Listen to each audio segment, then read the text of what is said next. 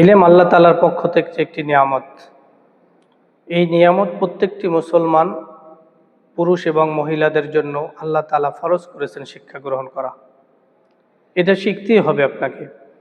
আপনি কোনো অজুহাত দিয়ে কোনো কিছুর অজুহাত দিয়ে আপনি এখান থেকে রেহাই পাবেন না। কারণ পৃথিবীতে আপনি আসছেন, দুনিয়ায় অনেক কিছু করেছেন, অনেক কিছু শিক্ষা গ্রহণ করেছেন। দুনিয়াবি যত লাইন আছে সব কিছু আপনি জানলেন, বুঝলেন, কিন্তু আপনার উপরে যে জিনিসটা ফরজ ছিল সেই জিনিসটার ব্যাপারে আপনি উদাসীন। আপনি অলসতা করে অযথা সময় নষ্ট করেছেন। যেই সময়টা আসলে গুরুত্বপূর্ণ সময় ছিল আপনার ইলমে দ্বীন শিক্ষা করার।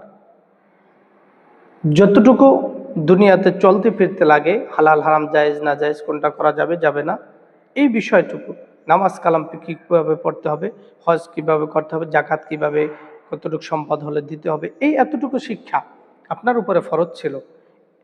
আপনাকে বড় মাওলানা মুহাদ্দিস হওয়ার জন্য আল্লাহ তাআলা বলেন নাই, কোরআনে হাফেজ সম্পূর্ণ হতে হবে এটাও বলেন নাই। ইলমে দ্বীন এতটুকু শিক্ষা করা যে আপনার দুনিয়াতে চলতে ফিরতে আপনার প্রত্যেকটি মাসাইল সম্পর্কে আপনার জানা উচিত।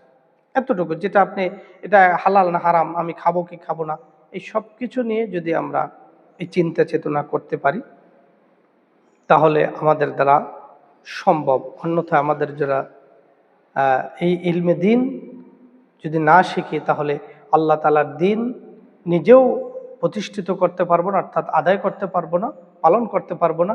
সমাজে আমার দ্বারা দ্বীনের কোনো ফায়দা হবে না, কারণ আমি নিজেই দ্বীন সম্পর্কে জানি না, নিজেই আমল করি না, তাহলে আমার দ্বারা কি ফায়দা হবে? এই জন্য আসুন, আমাদের উপর আল্লাহ তাআলা দ্বীন শিক্ষা ফরজ করেছেন, অন্তত এই ফরজটুকু আমরা সকলেই আদায় করব। আল্লাহ তাআলা আমাদের সকলকে আল্লাহ তাআলার দ্বীন শিখার তৌফিক দান করুন।